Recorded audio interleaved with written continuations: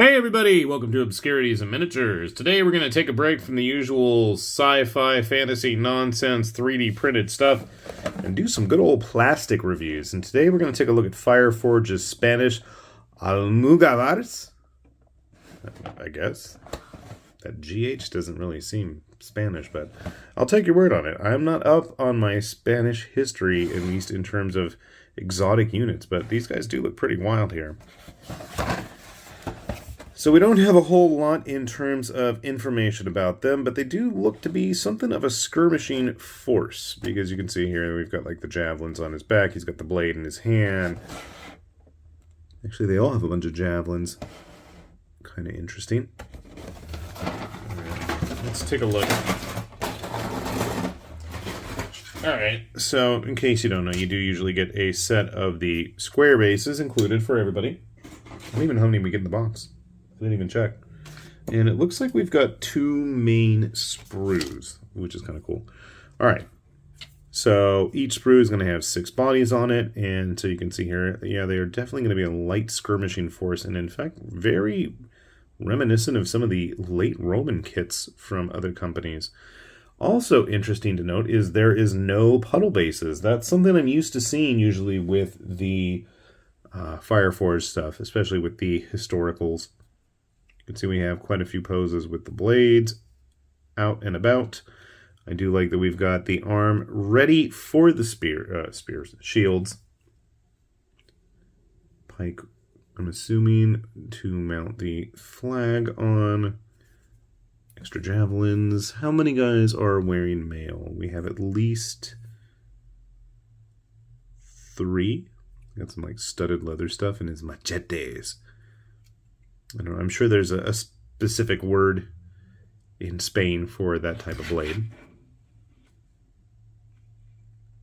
Okay, it looks like all of our heads are helmeted, but I mean, if you are in the market for random, unhelmeted heads, I'm going to take a wild guess that you probably already have quite a few if you're building big blocks of army dudes. So that's the main sprue. And, well, it seems fairly packed with content. We actually have a bonus sprue, which is kind of nice. And I can see a lot of you Mordheim, Empire-type players getting a lot of use out of this. We've got the extra javelin rolls. We've got sheathed knives. We've got different shield types. We've got scabbarded swords. We've got hunting knives. We've got little pouches. I mean, the pouches, definitely shades of Mordheim. So that's kind of nice to see. And I'm definitely getting a very skirmish vibe from these guys. So it looks like we've got a nice little variety of stuff here. I don't think there are enough swords. Well, I could be wrong. Here's 2, 4, 5, 6. I guess there are enough swords for everybody in the sprue. And then there's a few knife options, but they're all in the main hand. They're not in the offhand. It looks like we're all going to be having to carry shields in our offhand. Unfortunately, or fortunately. I take that back. We got the javelin bundles are in the offhand. And there's no hands here, so I don't know why I'm looking at that. But, alright, I think there's going to be a nice, fair amount of leftover parts to goof around with and play with. And just based on the fact that they don't have those puddles, definitely makes me think they are more of going to be a skirmishing force. And I guess I should probably go on Wikipedia or something and start reading up on these guys before you guys all make me look like a fool in the comments section and actually, teach me a thing or two about history. So I'm going to shut up. I'm going to go put these together. We'll see if I can grab some other painted stuff, at least hopefully from Fireforge, if not a few other historical companies, and we'll see how everything turns out. So, sit tight. Alright, we've been busy building some of the Almughavars that we got here, and I gotta say I like the results. First of all, they're very well equipped for battle. I love that there's the little bundles of javelins. We've got spears, we've got swords, we've got falchions, we've got knives. I mean, we've just got all kinds of goodies to equip these guys with. And I mean, it is quite fitting considering they were supposed to be a unit almost entirely, built around the concept of war and fighting. And they definitely have the look of a nice skirmish force here. And I was happy with the fact that we got quite a few various poses out of everybody. And I'm not even 100% sure at this point now, because it's been a little while since I first started working on these, where the arms all came from. I'm fairly confident that these are all actually limbs and bits from the actual kit. But again, you know, there's enough here. I think you can make some really cool, dynamic, you know, late Dark Age, even, you know, like late Roman era stuff if you really wanted to just kind of fudge the timelines of things. Definitely a very Spanish aesthetic, obviously based on where they were. That would make sense. I mean, they may not be in full plate, but they've got enough armor on. And again, they were fun just to glue all those little extra bits on. Hunter type. I always like clipping off the hilts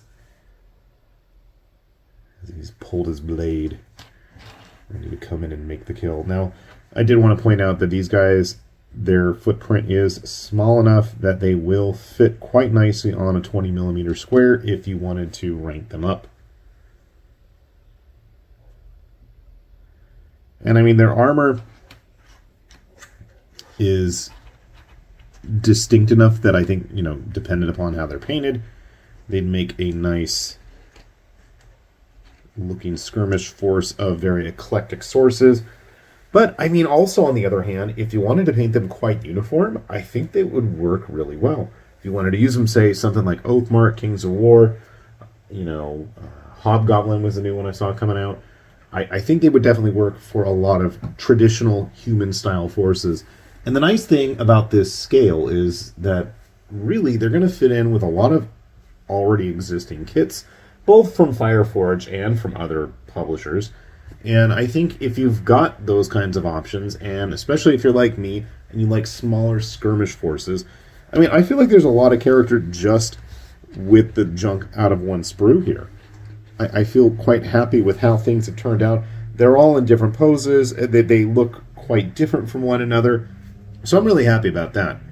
And obviously, you know, me being me, want to grab some other models just to give you guys a good indicator of size. Now, unfortunately, because they don't have those integrated bases that a lot of the other bigger historical plastic manufacturers tend to have, they are at a little bit of a height disadvantage, but they're also a little hunched over, so we'll hand wave that away and pretend that's not the case. So here with some War Games Atlantic Goths. See, even when they're a little more bent over, I think that the scale is pretty close, that I don't think many people would have like an issue if you say like we're using these, you know, like instead of, I'm looking for like a Conquest model, just to make that point about big size discrepancies. I mean, yeah. Then you're going to see some puzzled looks, probably. I was looking for one of my Fireforged Russians here. Interesting to note that the Russian infantryman is actually on one of those puddle bases, whereas the Almughavars actually aren't. And I don't know if that's just something that moving forward we're going to see more of from Fireforge. Obviously, we've got their plastic samurai, the plastic dwarf kit that they made recently. And now that I think about it, maybe they don't have integrated bases in their feet. Interesting nonetheless. I mean, yeah. And I always felt that the Fireforge ones are rather thick in terms of base size, so that might not be all that bad a situation. You know what? Here's the issue. Let's get a uniform base. I realized just now that that was a Conquest base. Is that going to make much of a difference? Are Fireforge, GW, and War Games Atlantic? I mean, not really. Nevertheless. Grabbing some Victrix guys. I mean, while this is more decidedly Dark Age, I'm sure if you wanted to get really creative, you could throw them in with, like, Celts and Dacians and who knows, whatever you've got laying around in your collection. I mean, I know these guys were like fighting with the Arabs and the Saracens and stuff. Now I know that's an Afghani, but I don't have any plastic Arabs, come to think of it. I used to have a bunch of the Gripping Beast ones, and I painted them and converted a bunch of them, and I have no idea what I did with them. Because it wasn't something that I would have sold. Because if it's like, if I put a lot of work into it, I don't like selling it. I feel guilty about that. Maybe I traded it, but I can't recall doing that. So, I don't know. Maybe I'm going to have to get myself some more Arab kits. We already saw that guy. Let's see what else. Grabbing a Frostgrave guy. Okay, maybe if we had them on similar size bases, I think they might be a good fodder for both kits. Gotta have a Roman. I started watching Spartacus again. I hate to say it, that's probably one of my all-time favorite TV shows. I don't know, that says something about the quality of TV I watch, I guess. Never have enough guys stabbing Romans, I guess. The Mantic Men-at-Arms, actually, that might be an interesting mix there. The heads on the Mantic guys are a little bit thinner, more true scale, but if you wanted to get some interesting limb combinations going on there, might make some for some surprising models. And my camera is going wonky there. All right, that's probably a clue that they want me to finish things up. I don't know how well he's going to scale with some of those roided out GW Barbarians, though. Overall, I got to say, fun little kit. The fact that I can get a lot of different poses just out of one sprue before I really start having to goof around. And like I said, I'm pretty sure all of the bits here on camera are stuff that came directly out of the box, as opposed to me digging into the bits and getting funky with it, which admittedly we probably will do. It's just I've been strapped for time and I haven't had a chance to do that. But nevertheless, I think out of the box, nice looking kit. You have a lot of options. You got all those extra weapons. You got a lot of pouches and fun little bling to add both to this kit and any others you got laying around. So I think there's a lot of value to be had here. Sure, it may not have as many models per dollar or pound or euro or whatever currency you're using currently as some of like the Victrix stuff, but I think for what you need, and I mean, you know, they're skirmishers, you're not going to need a major, gigantic skirmishing force. You want that to be like the bulk of your army. So for that job, I think they served their role well. And I got to say, I'm quite happy with this quality coming out of Fireforge, and definitely makes me eagerly anticipate their Samurai and Ashigaru stuff. So hopefully we'll see that in the near future too. And hopefully you guys are going to find something you like, because obviously we'll have a link down to Fireforge's website down below. And this stuff does enter into U.S. distribution quite regularly. So if you have a model distributor of choice, go check them out. And maybe we'll supply some links down below as well for you if you need some help with that. So with that said then, this has been High Lord Tamberlane with Obscurities and Miniatures, saying thanks for watching, and we'll see you back here soon. Bye-bye.